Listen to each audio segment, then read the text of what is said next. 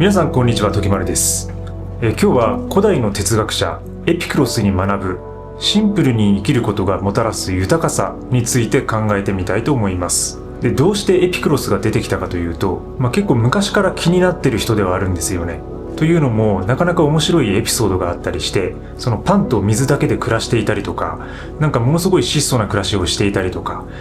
それはもちろん時代がもう2000年以上前ですので、現代と比較できない部分は多くあるんですけども、なんかね、ミニマリズムのヒントになりそうだったので、今回取り上げてみたいと思います。時丸田中エクストリームチャンネルでは、物の減らし方、シンプルに生きる方法みたいなものを、ふざけた感じで放送しています。よろしければチャンネル登録もお願いいたします。それでは参りましょう。まずエピクロスについてですが、紀元前4世紀頃にギリシャで活躍した哲学者です。アテナイというね、ところが統治していたんですけど、アテナイの植民地だったサモス島っていうところで生まれています。で、一般的には快楽主義っていう風に言われているんですけど、ただその快楽っていうのは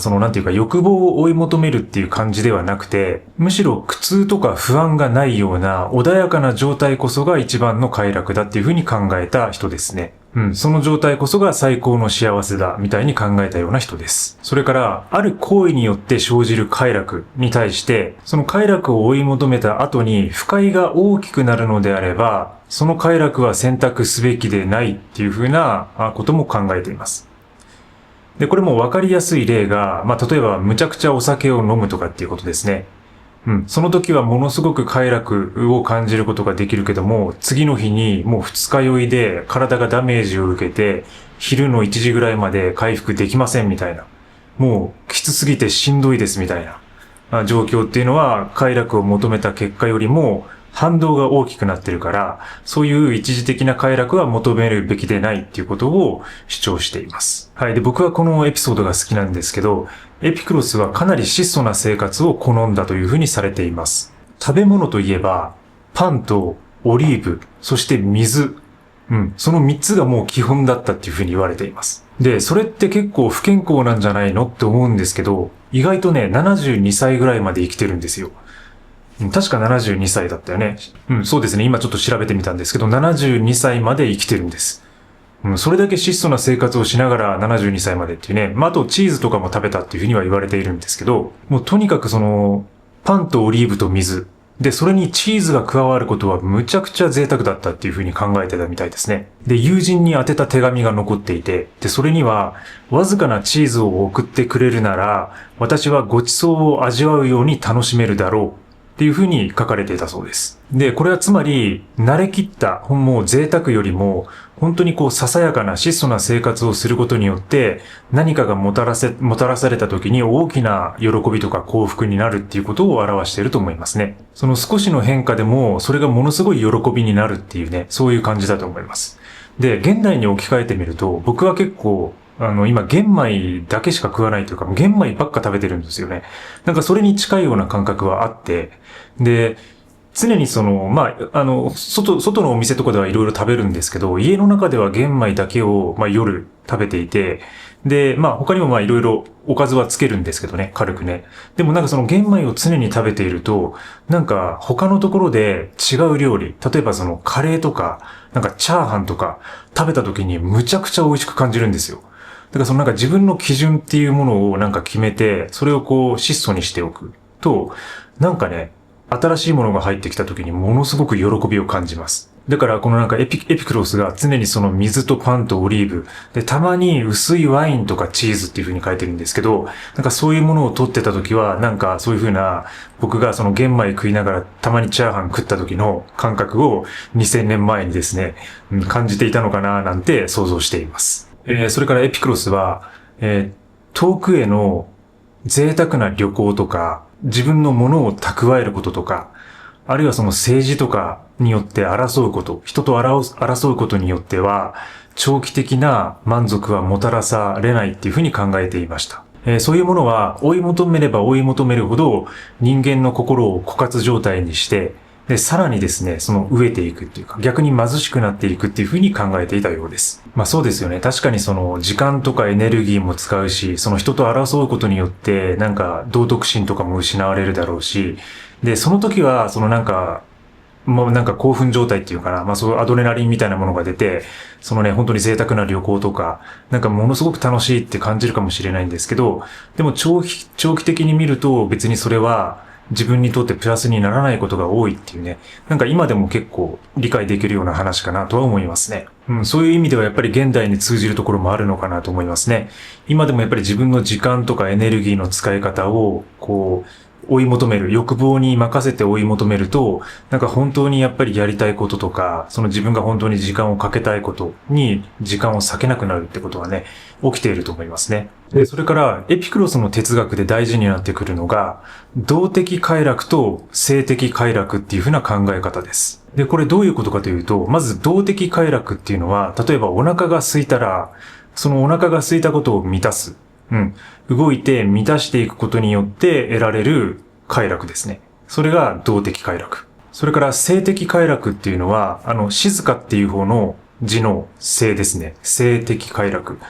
ていうのは、例えばそのご飯とかその欲望を満たした後、食べた後にやってくるそのお腹が満たされた感じとか、安らかな感じとか、静かな感じ。つまり満足して不安がないような状態。そういうことを静的な状態、静的な快楽っていう風に区別しています。で、エピクロスは、この後者ですね。後者のその静的な快楽の方を、最高の幸福だっていう風に定義づけています。つまり、満足感や安心感ですね。で、それは、追い求めることだけではなくて、そういうふうにパンとオリーブと水だけを食べている。そういうふうな質素な生活の中でも見出されるような、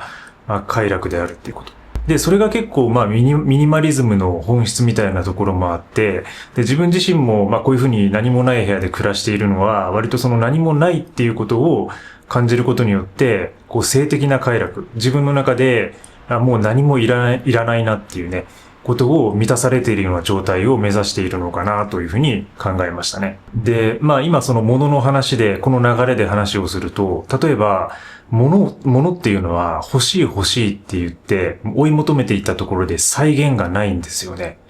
もういくらでも永遠に溜め込むことができる。で、例えば物理的にこの部屋をいっぱいにしたとして、じゃあ次足りなくなったからもう一つ家を借りようとか、また別に倉庫を借りようとか、そういう風な感じでどんどん拡大していけるんですよね。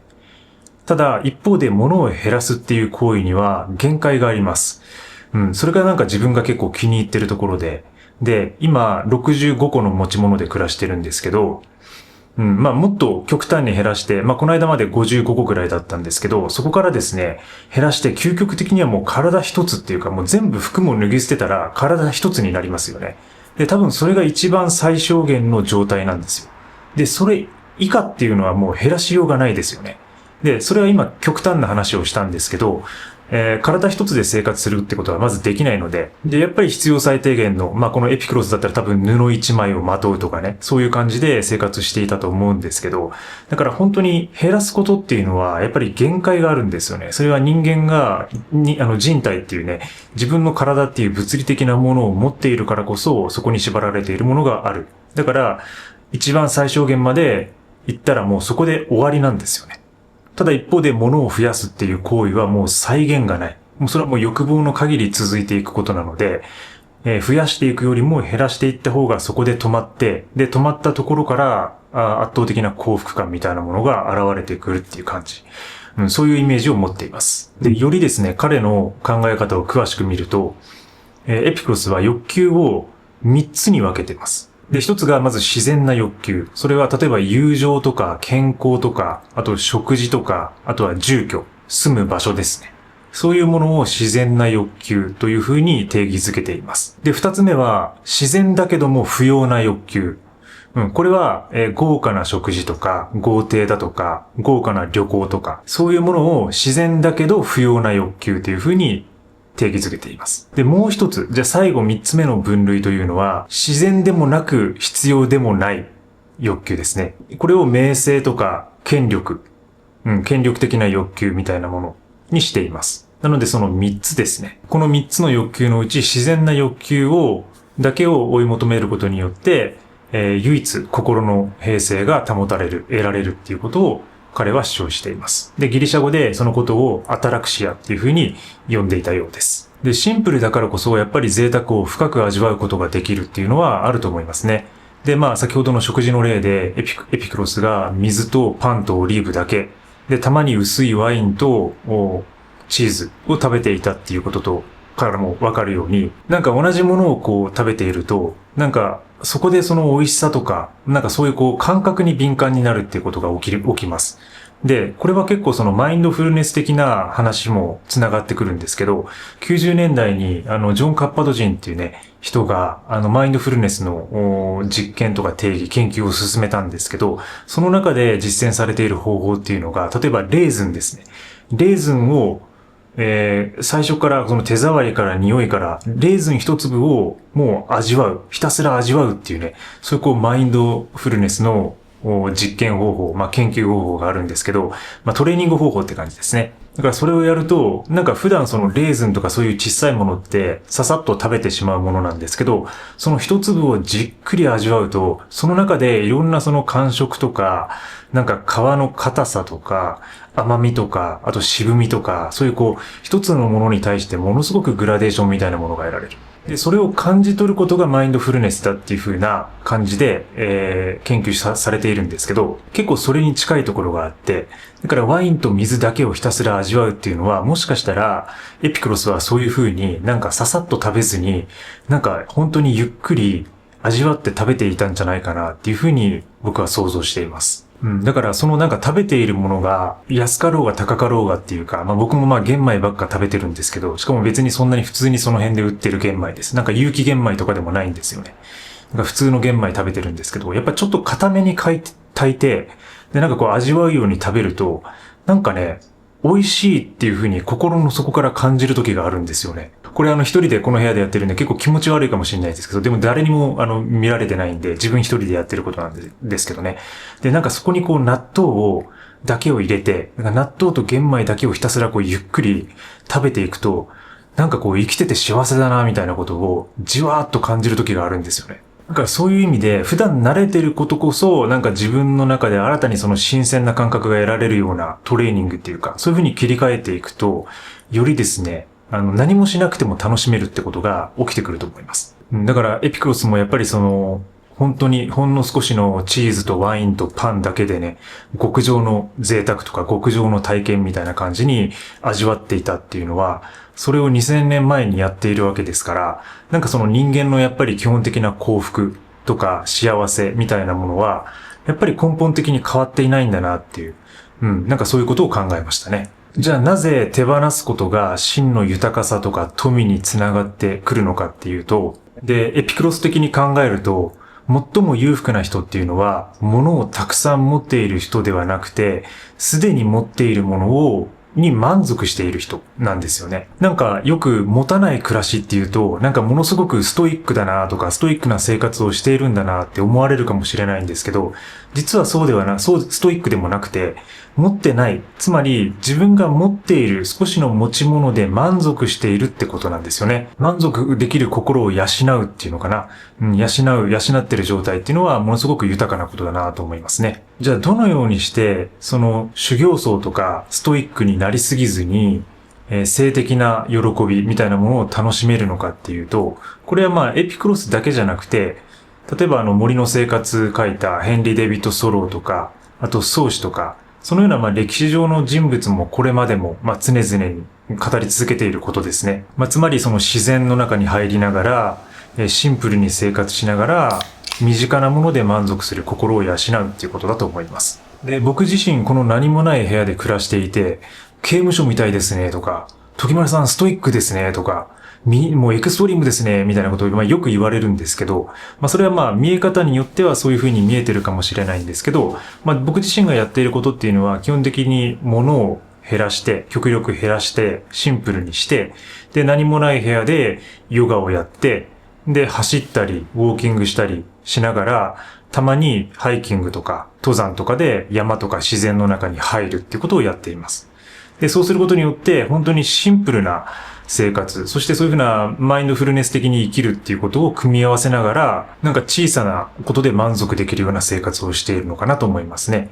もちろん、はっちゃけていろんなことをね、旅行行ったりとかものすごくするんですけども、やっぱり、そういうのも楽しいんだけど、結構シンプルに、そして、自然の中を歩いている時とか、なんかそういう時にささやかな、なんか楽しみとか喜びとか、で、なんか何もない部屋で食べてる時のそのさっきの玄米の話もそうですけど、なんかうまいなっていうふうにじわっと感じることとか、なんかそういうことを日々感じながらですね、生活をしています。はい。ということで、エピクロスについて考えてきました。で、やっぱり彼の言葉とか考え方っていうのは、今のミニマリズムに結構通じる部分があるなと思いましたね。だからやっぱり僕たちが本当に幸せになるには、なんか本当豊かにたくさん過剰にですね、物を追い求めるよりも、物を削ぎ落としてシンプルな生活をしながら、その中にささやかな喜びとか幸せを見出していくっていう方向性。そっちの方が大切なんじゃないかなと思いますね、最近は。だから、よくね、もっと幸せになりたいとか、もっとお金持ちになりたいとか、もっと有名になりたいとかっていうのね、思ってる方、それによって悩んでる方、たくさんいると思いますけど、まずはですね、自分の生活を見直して、で、自分の身の回り、半径2メートル、3メートルのものに目を向けてですね、そこからですね、見直していくと、何か新たな気づきが得られるんじゃないかなと思います。で、そこには結構満ち足りたね、喜びとか幸せもあるんじゃないかなと思うので、ぜひですね、自分の身の回り見直してみてはいかがでしょうか。はい、今日も最後までご視聴いただきありがとうございます。また次回の放送でお会いしましょう。バイバイ。